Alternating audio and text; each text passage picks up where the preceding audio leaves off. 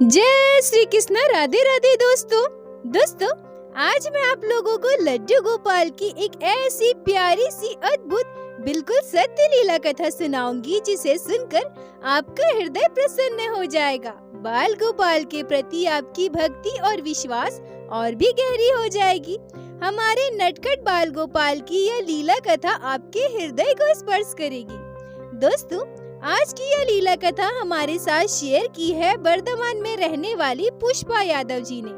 पुष्पा जी हमसे कहती है कि मेरी शादी को 8 साल हो गया है और मुझे एक 6 साल का पुत्र संतान है।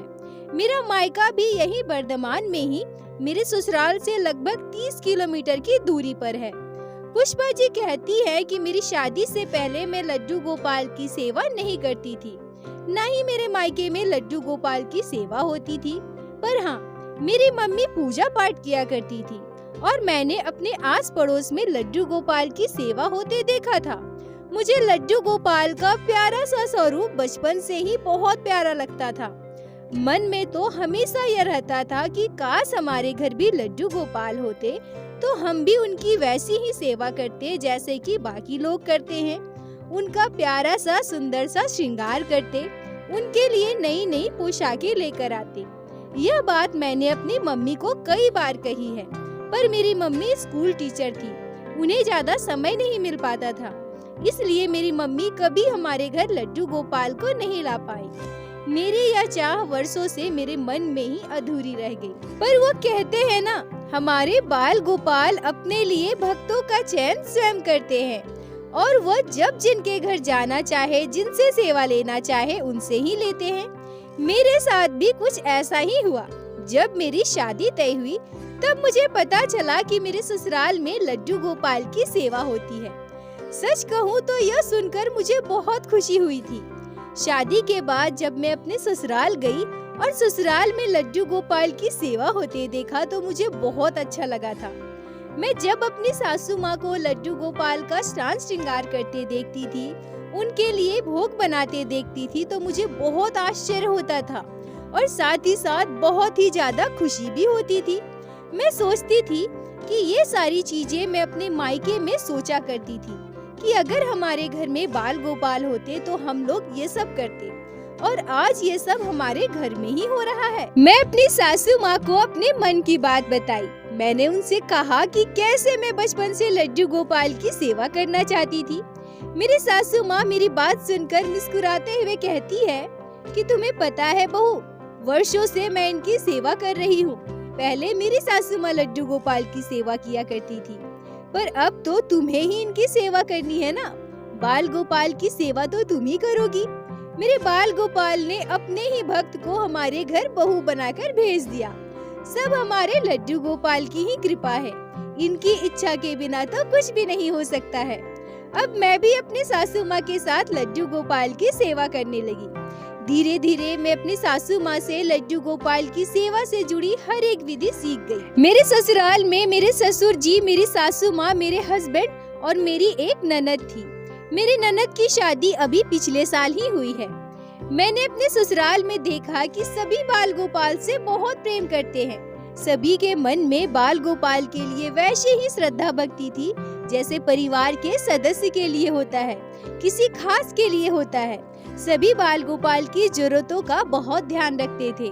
जन्माष्टमी का त्योहार भी हमारे घर पर बहुत ही धूमधाम से मनाया जाता था। मैं अपने आप को बहुत खुशकिस्मत समझती थी कि मेरी शादी इतने अच्छे परिवार में हुई है। लड्डू गोपाल की कृपा से शादी के 2 साल के बाद मेरे पुत्र का जन्म हुआ। मेरे परिवार में सभी लोग बहुत खुश थे। हंसी खुशी हमारा जीवन बीत रहा था। वैसे तो बाल गोपाल अपने भक्तों के साथ निरंतर लीलाएं किए जा रहे हैं, बस हम भक्तों को उसे महसूस करने की आवश्यकता होती है। ठीक उसी तरह से मेरी शादी के बाद मैंने अपने बाल गोपाल के द्वारा की गई कई लीलाओं का अनुभव किया है। पर आज जो मैं लीला कथा आप सभी को बताने जा रही हूँ, यह मेरे दिल के बहुत करीब है और मैं अपने आप को बहुत खुशकिस्मत समझती हूँ कि लड्डू गोपाल ने हमारे साथ इतनी बड़ी लीला की है। पुष्पा जी कहती है कि हमारे साथ लड्डू गोपाल ने यह अद्भुत लीला 2.5 साल पहले की थी।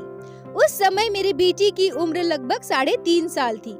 दोस्तों, पुष्पा जी ने मुझसे कहा कि मेरे परिवार में सभी आपके चैनल पर लड्डू गोपाल की सच्ची लीला कथाएं प्रतिदिन सुनते हैं, जो हमें बहुत अच्छा लगता है, दिल को छू जाता है।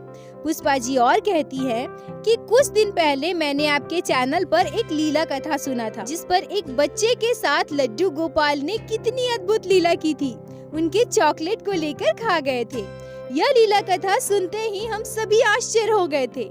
हम सोचने लगे कि ऐसी ही लीला तो बाल गोपाल ने हमारे साथ भी की है, तो क्यों ना हम भी अपने साथ घटे इस घटना को, लड्डू गोपाल के इस अद्भुत चमत्कार को आपके चैनल के माध्यम से सभी के साथ शेयर करें। पुष्पा जी, आपका बहुत बहुत धन्यवाद जो आपने लड्डू गोपाल के इस अद्भुत चमत्कार को शेयर करने के लिए हमारे चैनल को चुना और हमें यह मौका दिया। पुष्पा जी कहती हैं कि यह घटना 2021 दशहरे की है। जैसा कि मैंने आप लोगों को बताया कि हम बर्धमान डिस्ट्रिक्ट में रहते हैं, जो कि पश्चिम बंगाल में पड़ता है। पश्चिम बंगाल में दुर्गा पूजा का विशेष महत्व है। हमारे यहाँ दुर्गा पूजा बड़े ही धूमधाम से मनाया जाता है। वैसे तो सभी अपने सामर्थ्य के अनुसार दुर्गा पूजा में शॉपिंग करते हैं, वैसे ही हम भी अपने बेटे के लिए 10 दिनों के त्योहार के लिए कम से कम 6-7 कपड़े तो जरूर खरीदते हैं। ठीक वैसे ही हमारे घर के बड़ों के लिए भी ज्यादा से ज्यादा कपड़े खरीदे जाते हैं। प्रत्येक वर्ष हम दुर्गा पूजा की शॉपिंग करने के लिए जब भी कपड़ा खरीदने के लिए बाजार जाते हैं, तो सबसे पहले हम अपने लड्डू गोपाल के लिए 4-5 जोड़े पोशाक खरीदते हैं। प्रति वर्ष की तरह इस साल भी हम लोग लड्डू गोपाल की पोशाक खरीदने के लिए दुकान में गए, पर बहुत ज्यादा भीड़ थी। इस वजह से हमने सोचा कि अभी जाकर बाकी लोगों के लिए कपड़े खरीदते हैं, फिर वापसी के समय हम लड्डू गोपाल की पोशाक खरीद लेंगे। पर हुआ यूं कि जब हम घर वापस आ रहे थे, तब भी दुकान में वैसे ही भीड़ था। मेरे हस्बैंड मुझसे कहते हैं कि अभी घर चलो, वैसे भी हम लोग तो खरीदारी करने के लिए बाजार और भी आएंगे ना, तो और किसी दिन आकर लड्डू गोपाल की पोशाक ले लेंगे। उसके बाद मैं और मेरे हस्बैंड घर वापस आ जाते हैं। जब मैं शॉपिंग के बाद घर पहुंची, तो उस समय मेरी सासू माँ और मेरी ननद कहीं बाहर गई हुई थी, क्योंकि घर में मैं बोल कर गई थी कि लड्डू गोपाल के सारे पोशाक आज मैं खरीद कर लाऊंगी। इसलिए मेरी ननद और मेरी सासू माँ को यही लगा कि शायद मैं लड्डू गोपाल की पोशाक खरीद चुकी हूँ। वैसे हर बार तो लड्डू गोपाल की पोशाक की शॉपिंग मेरी ननद ही करती है, पर इस बार मैंने ही सबको कहा था कि लड्डू गोपाल की पोशाक मैं खरीद कर लाऊंगी। पर गड़बड़ यह हो गई कि उस दिन के बाद मेरा दोबारा बाजार जाना हुआ ही नहीं और मेरे दिमाग से यह बात बिल्कुल निकल गई थी। ऐसे ही दिन बीत गए, दुर्गा पूजा का त्योहार आ गया। उस दिन सुबह सुबह, क्योंकि मुझे और मेरी सासू माँ को घर पर बहुत सारे काम होते हैं, इसलिए मेरी सासू माँ ने मेरी ननद से कहा कि आज तुम लड्डू गोपाल का स्नान श्रृंगार करवा दो। मेरी ननद खुद नहा धोकर आती है और मुझसे कहती है कि भाभी, लड्डू गोपाल के लिए नई पोशाक जो आप लेकर आई थी ना, वो कहाँ रखा है आपने? दीजिए ना, आज मैं उन्हें नया पोशाक पहना दूं। तब मेरा ध्यान जाता है कि मैंने तो लड्डू गोपाल के लिए पोशाक खरीदा ही नहीं है। और फिर जब मैं यह बात सभी को बताती हूँ, तो सभी बहुत परेशान हो जाते हैं। सच में मुझे बहुत बुरा लग रहा था कि पहली बार मैंने लड्डू गोपाल की पोशाक खरीदने की बात कही और वो भी मैं कर नहीं पाई। मुझे यह सोचकर बहुत अफसोस हो रहा था कि हम सभी आज नए कपड़े पहनेंगे और हमारे बाल गोपाल के नए पोशाक तो हम लेकर ही नहीं आए। तभी मेरी ननद कहती है कि भाभी, बहुत सारे पोशाक लड्डू गोपाल के ऐसे ही रखे हैं जो हमने आज तक पहनाए ही नहीं हैं। हम वो सारे भी तो पहना सकते हैं ना। उसके बाद मेरी ननद लड्डू गोपाल का सुंदर सा श्रृंगार करके नई पोशाक पहनाकर उन्हें तैयार कर देती है। उसी शाम को मैं अपने हस्बैंड से कहती हूँ कि आप जब आज बाजार जाओगे ना, तो लड्डू गोपाल के लिए नई पोशाक लेकर आना। उस दिन तो हम लोग भूल गए थे ना। पर विडम्बना देखिए, उस दिन भी जब मेरे हस्बैंड बाजार जाते हैं तो दुकान में बहुत भीड़ होता है, जिस वजह से मेरे हस्बैंड बिना पोशाक लिए ही घर वापस आ जाते हैं। मेरी सासू माँ बोलती है कि परेशान मत होना, वो बहुत सारी पोशाकें जो रखी हुई है वो भी तो हमने लड्डू गोपाल को नहीं पहनाए हैं ना, हम अभी वही पहना देते हैं। और दुर्गा पूजा के बाद जब दीपावली में हम बाजार जाएंगे तब लड्डू गोपाल के लिए नई पोशाक ले लेंगे। पुष्पा जी कहती हैं कि कहीं न कहीं मेरा मन दुखी हो रहा था। मैं बार बार सोच रही थी कि ये सब मेरी गलती की वजह से ही हुआ है। पोशाक चाहे कितनी भी रखी हो, पर हम हर साल लड्डू गोपाल के लिए नई पोशाक लाते हैं ना। पर इस बार मेरी ही गलती की वजह से नई पोशाक नहीं ला पाए। खैर कोई नहीं, जो है वही पहनाते हैं। दीपावली के समय हम लेकर आएंगे। पुष्पा जी कहती है कि हमारे यहाँ दुर्गा पूजा बड़े ही धूमधाम से मनाया जाता है। हमारे घर के पास ही माँ दुर्गा की प्रतिमा होती है। सुबह से लेकर रात तक हमारा खाना पीना सब कुछ मंडप में ही होता है। शाम के लगभग 7:30-8 बज रहे थे। मैं अपने बेटे को नए कपड़े पहनाकर अच्छे से तैयार करके अपने सासू माँ के साथ दुर्गा पंडाल में भेज दिए और थोड़ी देर के बाद हम लोग भी गए। दुर्गा सप्तमी का दिन था। उस दिन हमारे यहाँ दुर्गा मंदिर में डांस कंपटीशन का आयोजन किया गया था। हम सभी डांस कंपटीशन देख रहे थे। तभी मेरा बेटा मेरे सासू माँ की गोद में ही सो जाता है।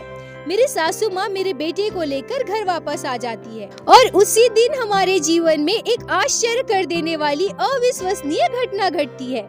मेरे बेटे को मेरी सासू माँ सुलाकर अपनी बहन से फोन पर बात कर रही थी। तभी कुछ देर के बाद मेरा बेटा मेरी सासू माँ के पास आता है और कहता है, दादी दादी, लड्डू गोपाल भैया मुझसे मेरे कपड़े मांग रहे थे। मेरी सासू माँ मेरे बेटे की बात सुनकर चौंक जाती है और कहती है, क्या बोल रहे हो? तभी वो बोलता है कि हाँ दादी, अभी मैं सो रहा था ना, तो गोपाल भैया मेरे कपड़े मांग रहे थे। मेरी सासू माँ सोचती है कि बच्चा है, नींद में ऐसे ही बोल रहा होगा।